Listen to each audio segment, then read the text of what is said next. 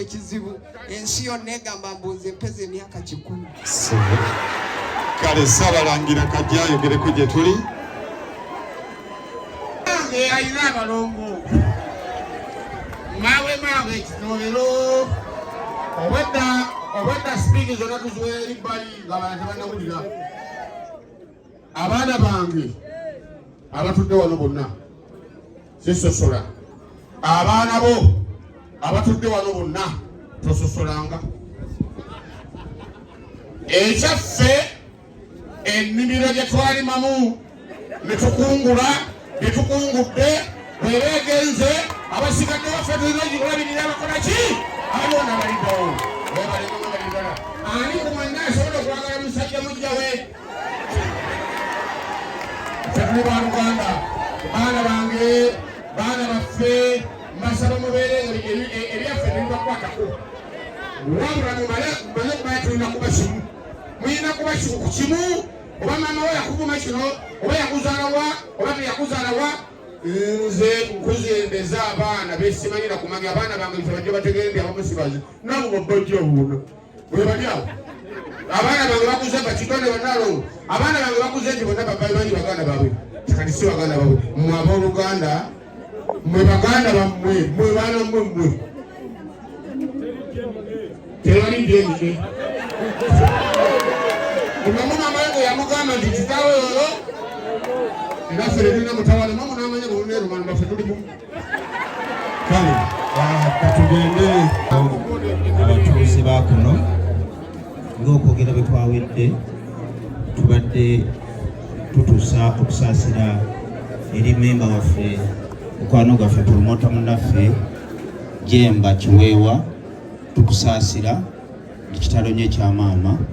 Ebiseera ebisinga maama yabira mukwano gwo omutuufu, naye guma ekirungi nti taata akyaliwo, naye ffe twamazaawo dda.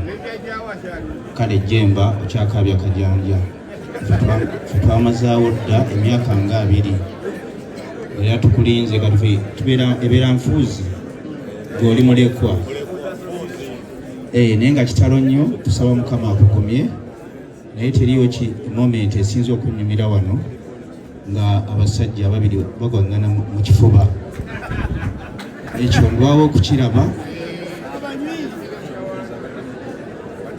era mbadde mbasaba Bwana Kiweewa ne mujjawo oli gw'obadde naye bamusangiwo mulwane nnyo mukebeze abaana tufune DNA. Mukebeze abaana kubanga abakyala ebiseera ebisinga ebintu bibatabukako. Ojja kukizuula nga abalala bali eri nga abalala bali eno. Naye munsanyudde nnyo Kiweewa. Bwana Jemba tusobodde okukwata mu nsawo nga abapromota b'enkulembera aba Uganda Music Promoters Sacco ne tukwata omudidi gwa kakadde ka siringi kamu mu kashi era kanone wano, naye nga kitalo nnyo anaakabbye ate eno eri abasala ensawo. Akakadde kaakano tukwata ku dola musajja nezo sekretary general wange azireese bamuta Yasini Kaweesa. Ezo sente tuzikuwadde n'omutima gumu, oba abaana tebasoma balekeyo. Akakadde tukeekudde. Mukama abawo omukisa. okubeerawo ku mukolo guno nga omuzaana bwe balonda obulungi bwaba bamaze omulimu ngawomubaleero. Naffe tulina essanyu lingi okuba nti wetuli okusinga. Tuwulidde bingi bwe byatandikira ne webitandewo ebituutuse kati, naye tugamba eri Ssaabasajja tetwakuumye bubi omuzaana aseredde. Obuganda buno bunyweredde ku kwagala n'omukwano omungi gwe tulabye leero. Omukwano ogwo tukoze bulungi nnyo, tukutambuza buli muntu okuba wano mu bungi bwe buti. Kino kye kitiibwa kitugenda okujjukira okumala ebbanga. era ffe mu lulyo olulangira tusanyuse nnyo okusiibula omuzaana oyo kitalo ddala. Njagala okwebaza amaka gano kubanga gavuddemu ebibala bingi, ebibala ebijja okumeruka ennyo mu biseera ebiddirira, okuva ku mulangira ono Kayondo ne mutabani we ate ne muzzukulu we. Bannaye mukoze omukolo omulungi, abayimbi mukoze bulungi, ne Ssaabasajja asiima kibukozi.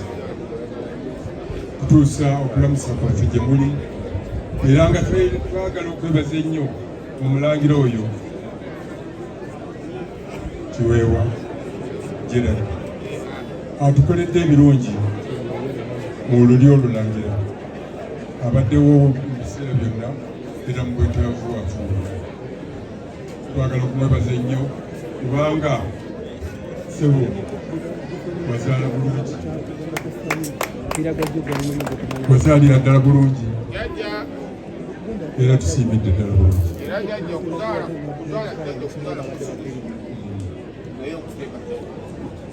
Mulira ebigambo ebirungi ebyo, tusiimidde ddala byonna.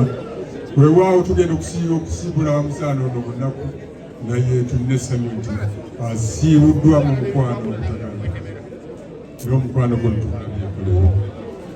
Twebaza byonna ebikoleddwa wano n'ebiteekeddwateekeddwa, nsaba tubikomereze bulungi era bituwa ekitiibwa eky'okujjukira okubaleka.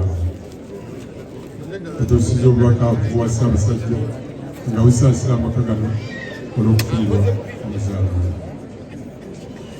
Kansibe Mukama abakuume mwenna gye mutambudde okujja wano n'okuddayo, Mukama abeera.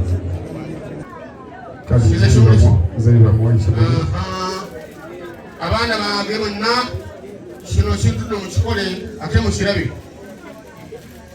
Tewaliwo essaawa zino wa kitalo ku nze n'ono, ndowooza mukitegedde. Yes, emyaka 22 nga nze siraba mama Mbenje abeera ono bali abadde amanyi simanyi.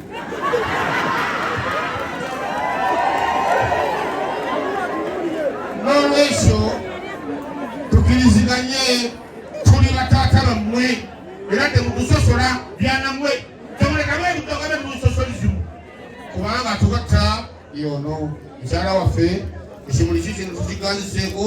Olabale kutugatta n'abaana bo tubalekereranga n'abazzukulu obagattiranga wamu. Tulina ebbanja ffenna lyakwagalana kikitandiyingira wakitange nga nkubenkeriza enyindo zange. Bwe bati abaana bateekako ekimuli ku maama winagabeera background, abaana bateekako ekimuli ku maama neyongerekera okusemberera okusemberera kumpi nawe. Tembezi abaana mujje tegeka ekimuli ku maama wenanga tolwawo. Abaana mujje tutandiyingira wakitange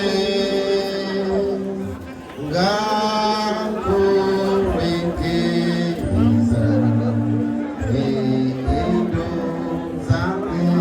Bwe bati abaana bateekako ekimuli ku maama winagabeera background, abaana bateekako ekimuli ku maama neyongerekera okusemberera okusemberera kumpi nawe.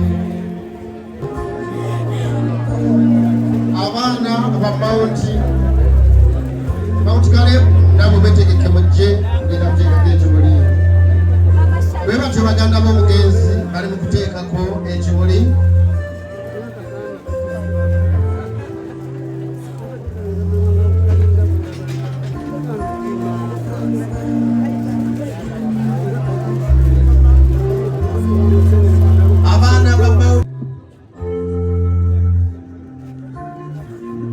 Famire y'omuguzaana Bridget mujje teekeko ekimuli.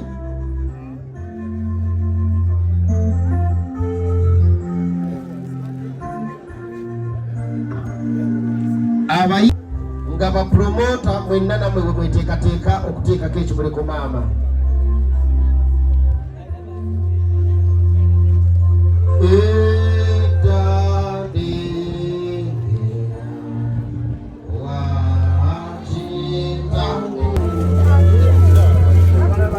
Bino ebimuli biri bya byafaayo. Nja kusaba bannaffe abayimbi fenna tujje, abayimbi mujje bakulembeddwamu Ssebaabula tutegeke ekimuli.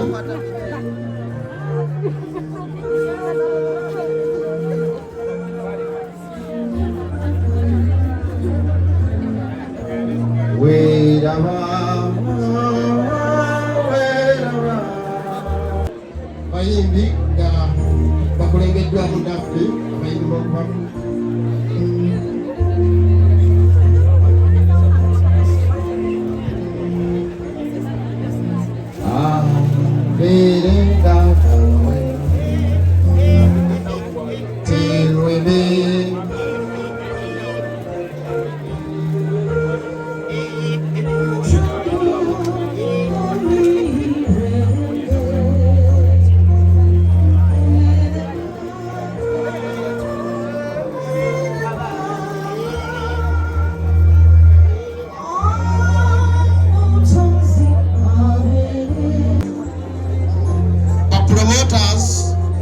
Bagenda okuteekako ekimuli byonna nga tumaliriza Oweekitiibwa Butekisi. Ekimuli kye nakyo kijjo Semba ajja kuwaayo baka kisabiddwa Ssemwani tuteekeko ekimuli.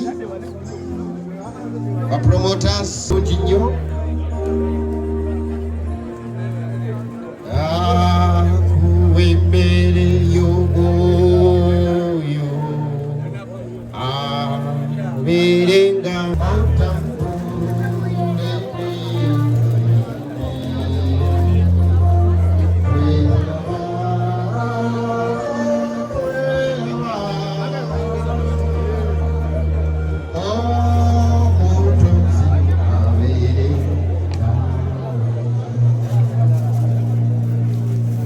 yawulo yonna mu bitiibwa byaffe bannange kitalo nnyo. Ebigambo bingi biwandibadde oyongera okugyayo kye bayita ekitalo, naye oba wakituukako kino onnyonnyolekeka. Naye ekigambo ky'okubuza maama kubanga n'ekibi n'ekirungi olayira nnyoko. Naye maama okuvaako bulamu obw'ensi kikosa nnyo, newankubadde nga buwanguzi okutunula mu ntaana ya nnyoko nga Jemba kyakoze ne banne. Mutusaasire bamulekw abalala obutabasoosowaza, naye ku lwa Jemba mukkirize tukungubagira wamu nammwe. Okuziika nnyoko kya kitiibwa nnyo,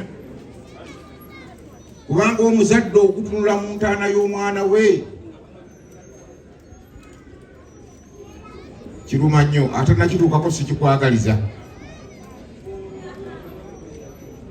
Jemba nga mukama waffe ava okwogera wano bwagambye, mwana muto naye ebirowoozo bye bituukana bulungi n'okutuyisa. Jemba weebale nnyo okuwuliriza. Nze sandyogedde ku lwa Jemba, nze njogera ku lwa Kiweewa, nandyogedde ku lwa Kiweewa. Naye Jemba olw'okubanga abulwa enjawulo wakati w'abakadde be n'abaana, oyimirira mu bigere bye n'oyogera ku lwa Jemba. bakungubazi bannange buli we tuba tukuŋŋaanidde mu mikolo nga gino egy'okufa tufunemu ekyokuyiga, bannaffe bangi bakyatuuka ab'akadongo kamu, naye omuteesiteesa ŋŋambye nti buno bwe budde. Manyi nti wabaddeyo obuteefuteefu obusinga buno bwenjogerako, naye munzikirize nti ku lw'abannanga abajja tusaasidde nnyo mutabani waffe Jemba ne banne olw'okufiibwa kuno. Okusaasira okusingako okw'ebikolwa bwe banaaba tebafunyiseewo kaseera koogera, mukkirize katuuke bulungi ekalina okutuuka wadde kanaaba kaakaama. Naye obubaka obwogere bugenda nnyo eri Jemba olw'amaama ne bugenda nnyo ewa muganda waffe Kiweewa Gerald olw'okufiirwa omukyala. Byonna bino mbyogera ku lwa bannange era ne ku lwa Katonda n'ensi yange. Omuntu okukula ate ky'omukisa omulungi mu nju mwennyini mulimu ayagamba tigundi okuze si bwe kiri, gwe yali agamba kati ye gwe talina mulala gwe yali agamba Jemba okuze. Era mu kukula tukusaba batoobo bawumbewumbe, abadde abawumbawumba taliiwo, ate taata saagala afune buzibu bwalaye kati akuze, kati gwoliwo. Tusaba owumbewumbe batoobo, abantu bano bola abazze wano Jemba nno oli wa mukisa, era nze ziri empisa zenjogeddeko. Abantu bano tebatuuzika,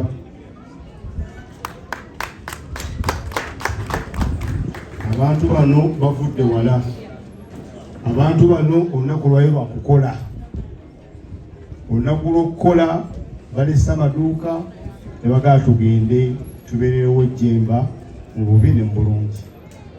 So mbadde nkusaba otegeere mu mutwe gwo kirino bbanja ate okuze. N'olw'ensonga eyo nja kusaba Mukama Katonda akkirize maama waffe amulamuze ekisa, naffe bwe tunaatuddayo atutambuze bulungi insha Allah. Kozi bato bange bano mwaziza tweyanzeege abakungubazi abasobodde okutulinnyira mu bigere okujja okuwerekera mukadde waffe. Nze Juma Balunywa yenze Ssekamwa w'ekibiina ekiraba promota mu ggwanga, eno ttiimu gye mulaba wano n'abalala abatannatuuka. Ekitalo nnyo kitalo ddala nti maama waffe yatuvuddeko, naye nga bwe mulaba twesimbye wano, ndowooza bw'ogenda osonja olaba oti mpola mpola, oba oli awo Jemba yabadde akyayinamu wadduka okuloopa. Abasinga twali tetukyalina kye tuloopa, nti be tuloopera baali batwekweka. Ku lwa ekibiina ky'abapromota ffe ekigwa tulina ekintu kye tuli mu kwezimbamu. Emabega eri mbadde mutulaba nga tubadde nnyo mu Kerere, naye bakadde baffe bano baatuuka ne ba analyzing oluyimba lwa taata wa Jemba olw'okuze, ne bagamba tukuze tukole ebitufuula abantu abakulu, ne tusalawo twezimbemu obumu okuba nti buli ekigwa ewa munnaffe kiba kiguddeko ffe, kiba kiguddeku buli muntu yenna mu bana abeegattira awamu. Jemba memba waffe ate mukulembeze ku lukiiko. Tulina obukiiko bubiri, tulina olukiiko olukulembera federation eyawamu, then tubaamu obwegassi. Kati mu bwegassi Jemba oyo mukulembeze ku lukiiko lw'obwegassi, era nsaba kutegeeza abakungubazi ne bammemba mwena abali wano nti ffe ng'ekibiina ky'abapromota tuvuddeyo n'obusobozi bwa milioni 12,64 okuyamba muganda waffe emikolo gino gitambule bulungi. Era tusaba n'abo abakyalina obusobozi, ensonga eno si ntono. Akameeza weekali awo nalabye kwefa alina olupapula ne Raymond oyo, muyitaawo obubaka bugendewo tusobole okuba nga tunyiga munnaffe ebiwundu. N'olw'ensonga eyo tusaba emikolo gitambule bulungi, Omukama atugumye ffenna ne muganda waffe. Mukulu kwefu ofunirayo omulala omu, omwogezi omu. Funirayo omwogezi omu. Kasira mutabani waffe olw'okuviirwako maama, kubanga maama kintu kikulu nnyo, era okuguma n'owulira ng'ogumye mu mutima nga maama wo akuvuddeko kitwala obudde era kitwala ebiseera biwanvu nnyo. Naye gye mbaguma ffenna eyo gye tuyise, era obukulu weebaza Katonda nti gw'ate osoboddeko okubeera nti gw'omuziise, era ekyo kyo tukyebalize Mukama. Era nenebaza nnyo abantu mwenna abazze wano olunaku olwaleero olw'okuba nti tuwerekerako maama wa Jemba ate mukyala Kiweewa. Tubeebaza mwenna abasobodde okujja. Nze amanya bampita Wiro Mukaabya omusumba, ffe tumuzaala Kakuze Nkalaba era bakazaala Nkalaba. Nze kennyini ono afudde Kiweewa gwe yasooka okundeetera nti ono nno ye muwala wo. Kale nze wa Kiweewa mba taata, ono Jemba mutabani. Buli kimu ekituukawo kyonna Jemba asooka kutuuka ku nze. Buli ekinaakolebwa agamba taata wange kino tukikoze tutya, taata wange wano lwaki tukozeewo bwoti, taata wange yonna gy'abadde mu masomero nze mbadde nga mutani wa Kiweewa nga nze andabira ddala taata watasobodde nga nze mbeerawo. Era tutuuse okusaasira kunene, era tutuuse okusaasira ku taata Guma. Katonda mugezi amulamuzi ekisa. Tweyanziza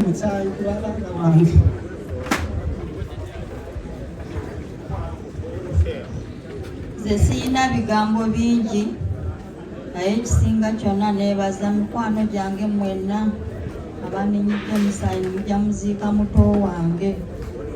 Kirala saasira abaana bange bonna ababiriddwako maama waabwe. Katonda abagumye. Abeyo, salamu alaikum wa rahmatullahi wa barakatuh. Nze sina bigambo bingi, naye nebaza Mukama olw'okuwa abaana bange obusobozi okujjanjaba baaba wange. Nebaza Jemba, taata weebale nnyo okujjanjaba baaba wange. Abaana bange bakuutira ekigambo kimu, mubeere bumu. Baba waffe abadde mugasi, njagala mubeere bumu. Balamu baffe tebatugobangako, temugobanga bantu. Jemba okoze obumu, Mukama akuwa omukisa. Era nsaba Mukama olwa muganda wange amulamuzi Kisawa nga mutuuseeko gy'ali, wabula siyinza kukoowa kwebaza bantu mmwe mwenna abantu baffe. Mwebale nnyo, mwebalire ddala, mwebale tulinnyira bigere. Ekimuli tirweme